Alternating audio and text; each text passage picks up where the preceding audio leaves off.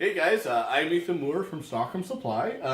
I got a question from Danielle who's making her own moldings, and she wants to know whether the sanding mop, or the molding sander more precisely, will remove chatter marks. Very, very good question. When I say chatter marks, hopefully you guys can see here, this is what I mean. So that'll happen from the either molder or the router vibrating slightly, and it's very, very common. Just what the tooling marks, basically.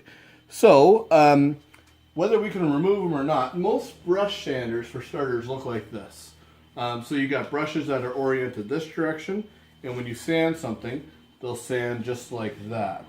Now, that is fine, but what happens is, when that brush sands on that flat profile there, it'll tend to soften those sharp edges and has a hard time getting deep down into those valleys.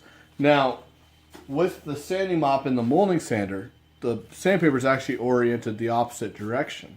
So when I get to a sharp edge, it's going to go on one side of that edge or the other, and it'll be drawn down deep into that valley. Now, the profile that it'll target, it'll leave nice, crisp, sharp edges on that profile right there, but it will target actually those chatter marks, which is exactly what we want. So I'm going to show you how this works on my molding sander outside there.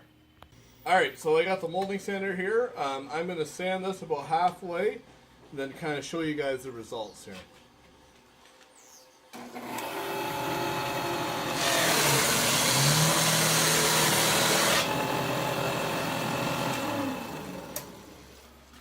So now, that's sanded there. That was with a pretty aggressive grit. That was a 120 grit.